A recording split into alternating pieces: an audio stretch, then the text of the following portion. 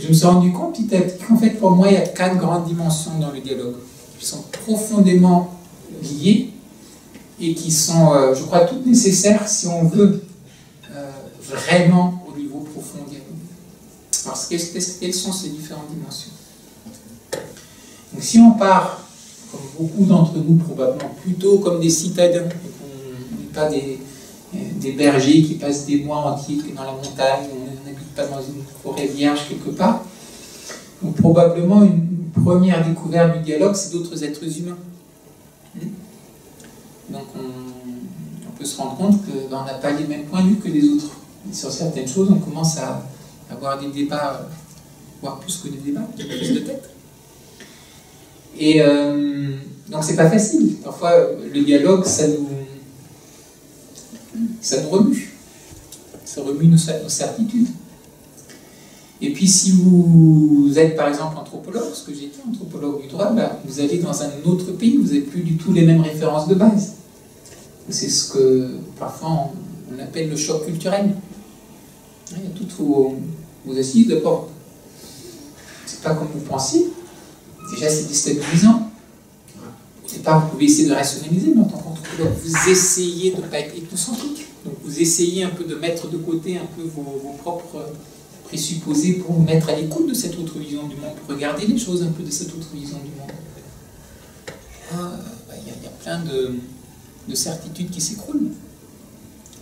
Et un certain nombre de personnes qui ont vraiment vécu ça très très fortement, c'est lié à notre tradition occidentale, c'était les missionnaires qui sont allés parfois, par exemple en Inde, et pour faire leur travail de missionnaire, il fallait connaître l'approche des brahmanes qu'ils étudiaient. Et certains ont commencé à trouver ça intéressant. Et plus qu'intéressant, ça les a interpellés. Mais le problème par rapport à notre tradition, dans les traditions du livre, il y a une vérité, une exclusive d'autres vérités. Ça ne pose pas forcément problème dans d'autres traditions. J'ai mes amis indiens, vous pouvez avoir des déités indiennes, et puis vous étiez aussi à l'école anglaise, donc chrétienne, vous avez aussi un Jésus, une Vierge Marie, parce que ça vous inspire aussi, et puis à côté vous avez aussi un gourou vivant qui vous inspire beaucoup. Pour eux, il n'y a pas ce problème de conflit. En Chine, pareil, vous avez le bouddhisme, le taoïsme et le confucianisme. Beaucoup de personnes le pratiquent, en fait, selon des étapes dans la vie, on est plus dans l'un, plus dans l'autre, mais ce n'est pas exclusif. Vous avez même des temples, vous avez alors des temples en tant que tels, pour chacun des trois. Vous avez certains temples où sur l'autel, vous avez Confucius, Kongzi, Lao Tzu, et le Bouddha l'un à côté de l'autre. Mais dans la tradition occidentale, avec une vérité, le côté universel, c'était des grands déchirements intérieurs pour certains de ces missionnaires. Et c'était, alors on trouve une autre vérité, on trouve une autre manière de faire, mais alors est-ce que je suis en train de perdre la foi? Est-ce que je suis en train de m'égarer? Est-ce que je vais peut-être aller en enfer? C'est pas possible, est-ce que je suis en train de trahir toute ma tradition parce qu'il y a cette autre tradition qui m'interpelle? Vous voyez, c'est des grosses crises existentielles. Et vous avez un peu de ça, en fait, dans Spinoza aussi, parce que par rapport donc, à son approfondissement, et puis là, il s'est fait quand même jeter de sa communauté par rapport à sa manière de comprendre et d'approfondir certaines questions. Donc c'est pour dire que donc, le dialogue, on ne parle pas uniquement de quelque chose comme ça, oui, c'est enrichissant, puis j'ai entendu une certaine idée. Non, c'est difficile le dialogue. Parfois, il faut entendre pendant longtemps pour que petit à petit ça fasse un déclic. Et parfois, quand le déclic se fait, ça fait parfois s'écrouler toute une... Il peut y avoir des grosses crises existentielles. Donc, dans ce sens-là, Robert Laffont, donc, qui était un élève de Raymond Panicard, qui a fondé l'Institut interculturel de Montréal, qui a dédié toute sa vie en fait, au dialogue interculturel, et qui était prêtre, aussi catholique. Il avait ce mot, il disait le dialogue est crucifiant, mais libérateur. Il y a vraiment il y a la crisis, et puis une catharsis, et puis on retombe sur ses pattes, peut-être avec un horizon plus vaste. Mais à un certain moment, il faut oser ce dialogue. Quand vous osez, surtout pour la première fois, vous ne savez pas que vous allez retomber sur les pattes. C'est pas un chat, la première fois qu'il se retrouve en l'air, il ne sait pas qu'il va retomber sur les pattes. Peut-être qu'il a un moment de panique aussi. Là, ça peut aider effectivement d'avoir des amis, d'avoir quand même un support qui vous soutient. Mais donc, c'est c'est pour essayer de vous... Pourquoi je dis ça? C'est pour essayer de vous éveiller un peu à la profondeur de ce qu'on essaye de dire là, quand on utilise ces mots. Hein. J'essaye de pointer vers cette réalité d'ouverture. Et Robert disait une autre chose, il disait... parce que j'ai fait une interview de lui, alors pour ceux que ça intéresse, c'est juste mon information. J'ai une page YouTube qui s'appelle... soit vous tapez mon nom, vous allez tomber dessus. Ou sinon, vous tapez youtube.com, puis faites le slash, puis faites Dialogues for Change. Hein, dialogue pour le changement en anglais, Dialogues for Change. Et une des choses que j'ai faites, j'ai fait des interviews de gens que j'ai trouvé inspirants. Il y a Laurent aussi. On a fait aussi une interview. Et il y a aussi cette interview de Robert Vachon. Donc si ça vous intéresse, vous pourrez aller voir. Donc à un certain moment, je lui pose la question, je dis, mais Robert, donc fondamentalement pour toi, le dialogue, c'est l'écoute. Il me dit oui, c'est l'écoute. Mais c'est pas uniquement l'écoute avec les oreilles, c'est l'écoute avec le cœur. Et il dit, et plus profondément, c'est l'écoute avec ton âme. Mais pour pouvoir écouter, il faut d'abord se vider. Alors là, il a rajouté quelque chose qui m'a vraiment, moi, beaucoup inspiré. Il dit, et là, toutes les choses viennent te parler. Il n'a pas dit, et là, on peut écouter les autres. Non, toutes les choses viennent te parler. Si vous commencez à vous mettre à l'écoute, vous rentrez sans le vouloir dans un monde de dialogue. D'une certaine manière, c'est comme si même la nature était en train de s'animer, des choses deviennent vivantes. Ça change beaucoup votre perspective sur les choses. Donc, on pourra en parler après, mais donc certaines de ces pratiques qui sont parfois vues comme des pratiques solitaires, il va s'enfermer pour méditer, ou des choses comme ça, il devient complètement individualiste. Non, au contraire, ce qui se passe petit à petit, c'est qu'il y a une ouverture qui est en train de se mettre en place et qui vous fait prendre conscience. Vous vous rappelez, on a parlé de yoga, d'unité, de comment vous êtes interconnectés à beaucoup de dimensions que vous ne soupçonniez peut-être même pas. Vous n'êtes pas uniquement interconnectés de manière mécanique, mais c'est vivant. C'est la vie qui est en train de jaillir. Et qui jaillit d'où? Qui jaillit de ce silence, de ce qu'on ne peut pas pointer. Donc, première expérience qu'on a, si on ose, c'est déjà le dialogue avec les autres. Mais quand vous commencez à vivre votre crise existentielle, vous commencez à dialoguer avec vous-même, parce que vous dites, mais alors, c'était quoi mon point de vue? J'étais enraciné où? Alors il y a un autre mot que emploie parfois Panicard, que je trouve utile, il parle du mythos ou du mythe, il dit le dialogue. C'est bien d'avoir des dialogues au niveau de la raison, on appelle un dialogue dialectique. Mais il y a une autre dimension. Quel est l'horizon invisible à travers on regarde les choses? Il appelle ça le mythos. Il dit c'est les choses auxquelles on croit tellement qu'on ne croit même pas qu'on y croit. Et ce qui va vous faire prendre conscience que vous y croyez, c'est quand vous rencontrez quelqu'un d'autre qui est dans un autre mythos et qui vous dit d'autres choses. Vous dites, mais oui d'accord, on voit peut-être le même mot, mais là, comment alors,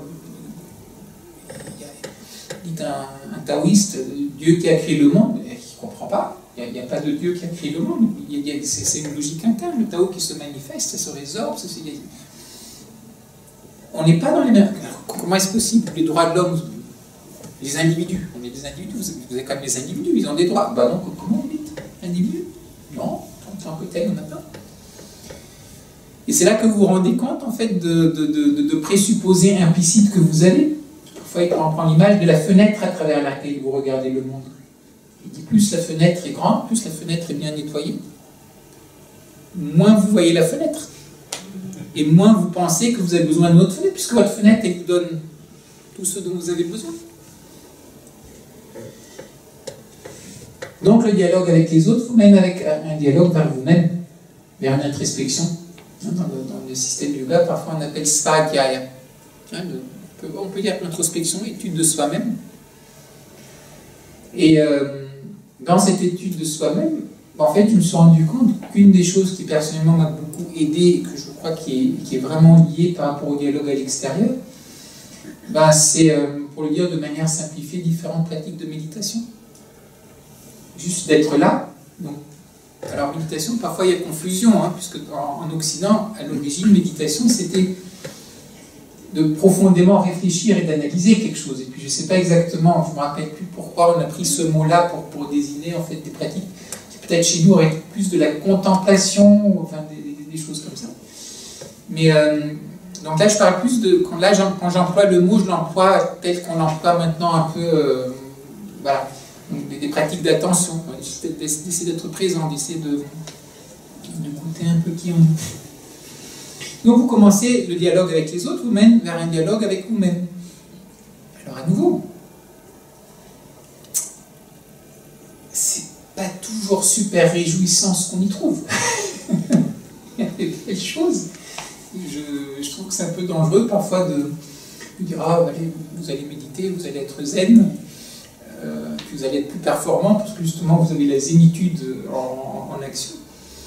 Et puis j'avais lu à un certain moment une étude, je crois que c'était plus dans le monde du business, où ils disaient mais non mais ça marche pas, parce qu'en fait quand on pratique pendant un certain temps, après certains en fait ils commencent plus à avoir des... ils sont plus zen en fait. Bah oui, vous commencez à regarder, vous commencez à vous connaître, donc vous donnez la place à laisser des choses émerger que vous avez réprimées avant, donc vous étiez tranquille de ces choses-là. Donc là à nouveau, est-ce qu'on ose regarder, hein? Est-ce qu'on ose continuer à regarder? Et puis vous vous rendez compte aussi que cette pratique, après on va dire de méditation, bah, il vous faut un cadre pour. Comment vous traitez toutes ces choses qui viennent, hein? Donc là vous vous rendez compte que toutes les traditions, quelles que soient les traditions, oui mais il y a une éthique autour, enfin il y a quelque chose qui vous... Et ce n'est pas une morale ou une éthique qu'on voit souvent comme une discipline imposée, il faut être comme ceci pour que ce... Non, c'est pas ça. C'est si vous voulez tranquillement vous asseoir et pouvoir vous regarder, si vous avez passé toute la journée à rouler les gens, on a quand même une conscience. Donc c'est ce genre de choses qui vont être là, vous ne pourrez jamais aller plus loin. Donc c'est même pas une histoire d'être bon ou d'être mauvais, c'est juste... si vous voulez voir ce qui est là, bah, toutes les choses qui peuvent gêner un peu le fait de se poser et de regarder, il faut essayer de les réduire. Alors donc deuxième dimension de dialogue, et puis deuxième dimension en fait aussi de est-ce qu'on ose? Puis troisième dimension, alors pour moi c'était un peu dans cet ordre-là. Donc en fait je suis retourné plusieurs fois pendant plusieurs années en Chine, alors surtout, je sais pas, peut-être vous connaissez la montagne de Bhutan. C'est le berceau des arts taoïstes internes, dans les arts martiaux, etc. Je suis pas mal allé là-bas pour pratiquer. Et le yoga, j'ai surtout pratiqué en fait au sud de l'Inde, à Pondicherry. Et alors, moins dans le yoga, on le dit, mais donc notre école, oui, on pratiquait un peu dehors. Mais surtout pour les arts martiaux en Chine, on pratiquait tout le temps dehors. Que ce soit l'automne, l'été, l'hiver, on pratique dehors. Donc au départ, quand vous pratiquez dehors, bon, ben, on n'a pas l'habitude, le sol n'est pas bien plat, il fait plus ou moins froid ou chaud, donc c'est à nouveau, il faut s'habituer à cette nature-là qui n'est pas aseptisée, qui n'est pas régularisée. Mais quand vous commencez à le faire pendant longtemps, ben, quand vous vous retrouvez dans une salle pour pratiquer, vous sentez vraiment que vous êtes dans une boîte de conserve et que ça ne circule pas du tout et que vous n'êtes pas du tout nourri parce qu'il n'y a pas les arbres autour et qu'il n'y a pas les montagnes autour et qu'il n'y a pas... Et donc, de manière simplifiée, c'est pas que ça, mais il y a vraiment ce lien avec la nature qui devient aussi de plus en plus évident et qui est vivant. Et une chose qui m'a énormément, alors c'est un souvenir qui tout d'un coup qui me vient. Le temps passe très vite. Quand je suis revenu ma première année en Chine, en fait, j'ai d'abord passé 4 mois environ. Puis j'avais sorti un premier livre qui s'appelait Droits de l'homme et dialogue interculturel. Donc en fait, pour faire un peu la promotion du livre, je suis venu pendant les vacances de Noël, je suis rentré à Paris. Puis je suis reparti en Chine. Puis là, j'ai repassé 7-8 mois. Et les 2 fois, ça m'a fait la même chose. Qu'est-ce que ça m'a fait? Donc là, c'était dans un point complètement paumé. On était en plein dans la forêt. C'était un peu comme dans les films. C'était vraiment un petit château.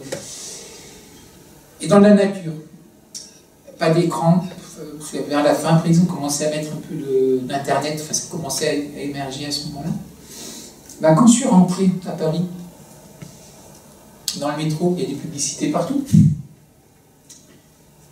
J'ai senti physiquement comment ça tire mon énergie.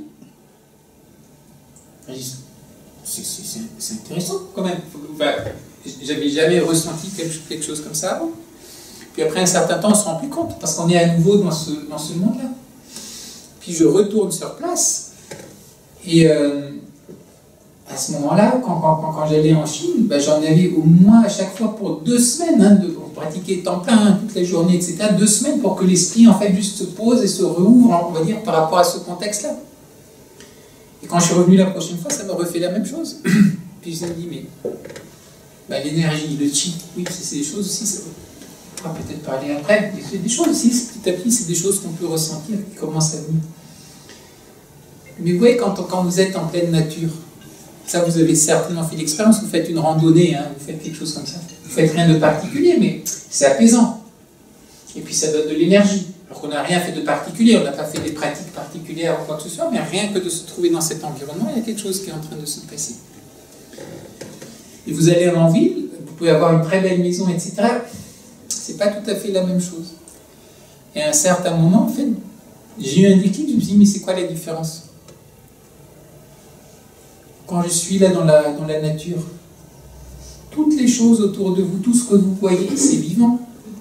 Tout est vivant. Votre brin d'herbe, il est vivant, votre arbre, il est vivant. Tout ce qui est autour de vous est vivant.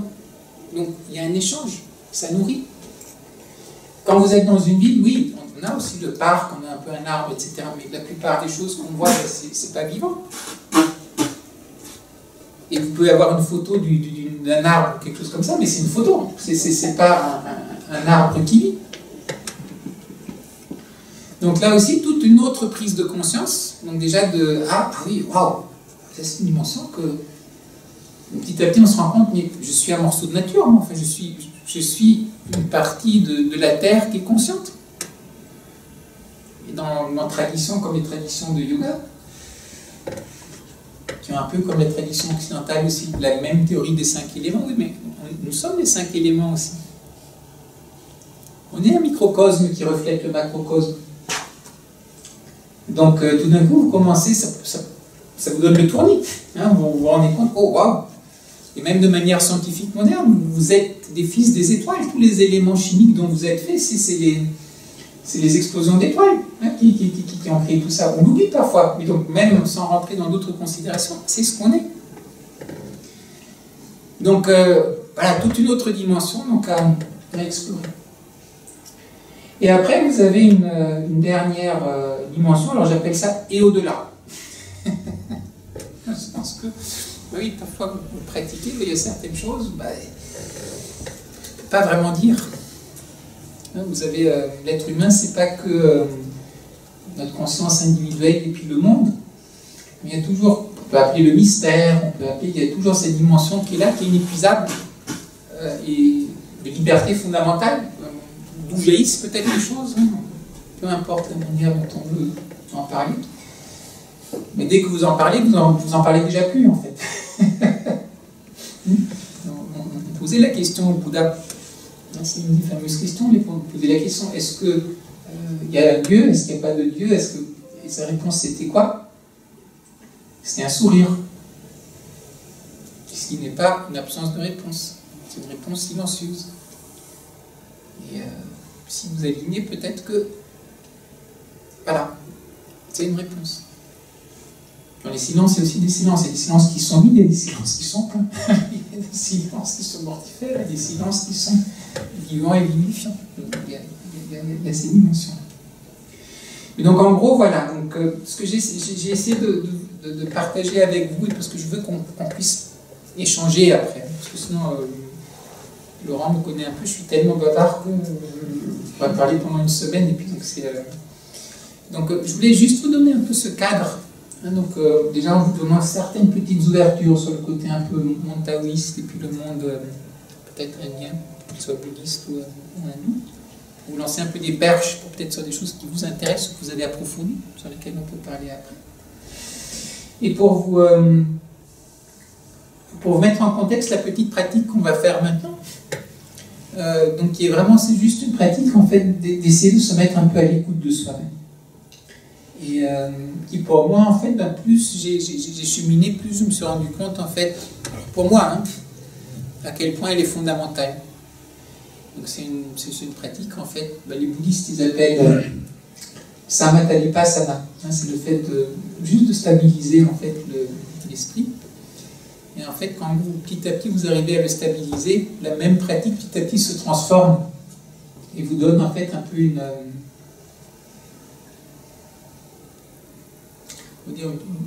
ouverture d'esprit un peu plus grande, une plus grande clarté, hein, d'une certaine manière, dans votre manière d'être ici.